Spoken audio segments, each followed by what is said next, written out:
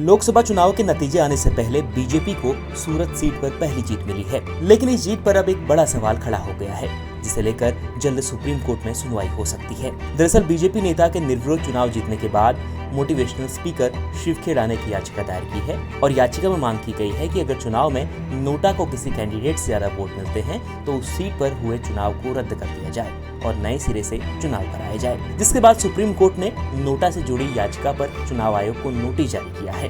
आपको बता दें कि गुजरात की सूरत सीट में 22 अप्रैल को बीजेपी कैंडिडेट मुकेश दलाल की निर्विरोध जीत हुई थी, जिसके बाद ये याचिका दायर की गई है। इस सीट पर कांग्रेस कैंडिडेट नीलेश कुंभानी का पर्चा रद्द हो गया था।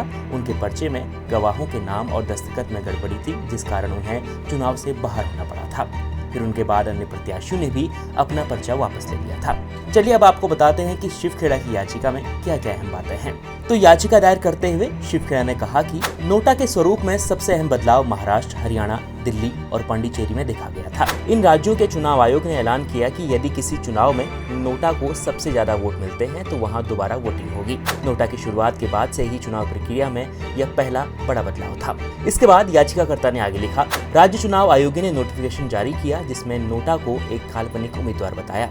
इसमें साफ तौर पर कहा गया, अगर नोटा को सबसे ज्यादा वोट मिले तो दूसरे नंबर के उम्मीदवार को विजेता घोषित करना नोटा के सिद्धांत और उद्देश्य का उल्लंघन है। वहीं दूसरी तरफ सीजीआई, डीवाई चंद्रचूड़, जस्टिस बेबी पाद्रीवाला और जस्टिस मनोज मिश्रा की बेंच शुक्रवार 26 अप्रैल को शिव खेड़ा की याचिका पर सुनवाई करने के लिए तैयार हो गई है। अब देखना होगा इस पर सुप्रीम कोर्ट क्या फैसला सुनाता है। News report इंडिया.com।